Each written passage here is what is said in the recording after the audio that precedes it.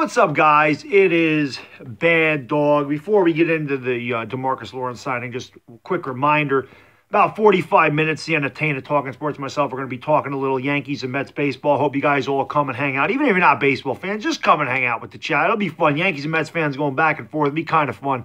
Just come out and hang out with us. But like I said, about 45 minutes, 9:45, we'll be live somewhere in there. So I hope to see you guys there. But obviously, this video is about DeMarcus Lawrence.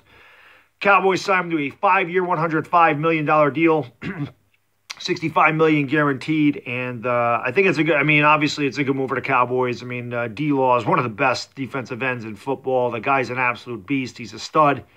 Upsetting to a Giants fan for a couple reasons. Number one, we got to play against this guy for another 5 years, and number two, this is a guy that I thought maybe the Giants would make a run at next year if he became a free agent, but the Cowboys weren't going to let that happen. So it's a good move for them.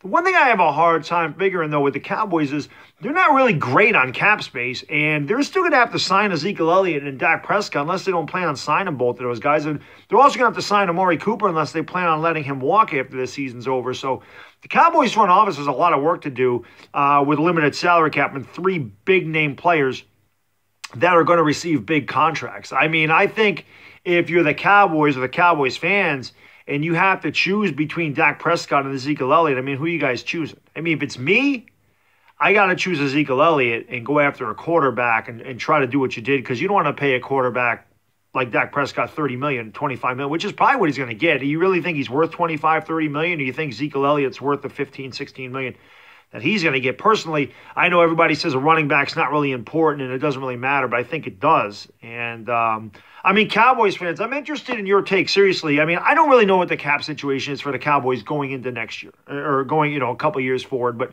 I know you got some big names coming up that are free agents.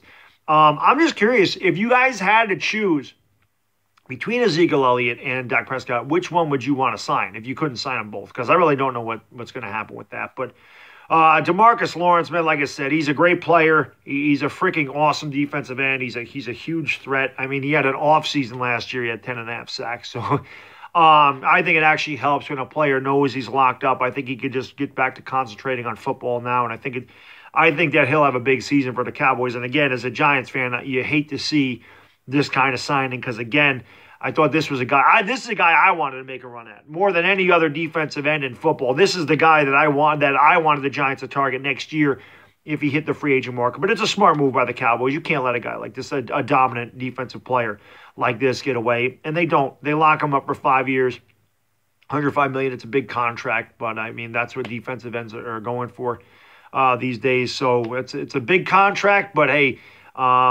In my opinion, I think this guy will live up to the contract. He's an absolute stud.